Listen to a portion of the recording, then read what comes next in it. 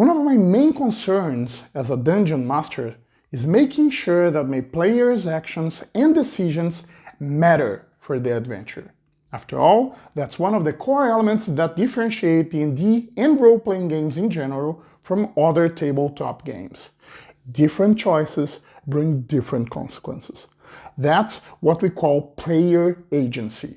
However, I may be misusing player agency if I'm not clear with the players about what are the encounter goals. I was once running an adventure in which the party needed to find the lost diaries of Rosario Ortega in her family's crypt. They would have an unexpected encounter though. The family's crypt was guarded by a revenant, an intelligent undead creature that is not evil by nature but seeks to revenge his violent death. You enter a few steps into the crypt's garden and you suddenly see a form in the shadows. "Get out!" he says menacingly. I wanted to give the players the option of a tough battle against the Revenant or a social interaction where they would commit on helping him on his quest in exchange for the diaries. I immediately swing my axe and I'm going for the head. What did you do? I went for the head. And there goes a potentially interesting encounter.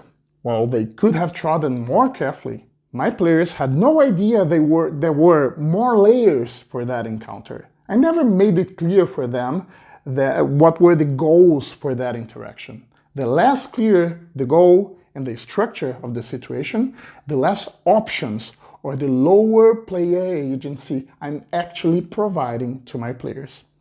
I like to think of player agency in two different layers.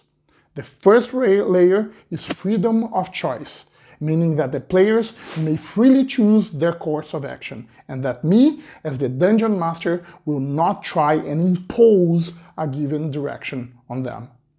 The second layer is the consequence of action, meaning that one given action may have different outcomes: success, partial success, or failure.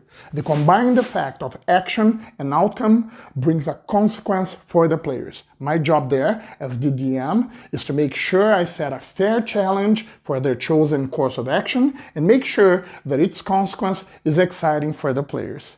In other words, players should feel they're actually free to do whatever they want, that their choices may lead to easier or harder challenges, and their actions, successes and failures will have an impact for the adventure. And also, that I will try my best to keep the adventure exciting for them, even if they've made a poor choice or failed miserably.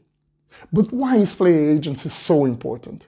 Because knowing that you have freedom to make your own choices and that they will bring better or worse consequences creates challenge, curiosity, and excitement in D&D. It creates player immersion and engagement. It makes players care more deeply for the game.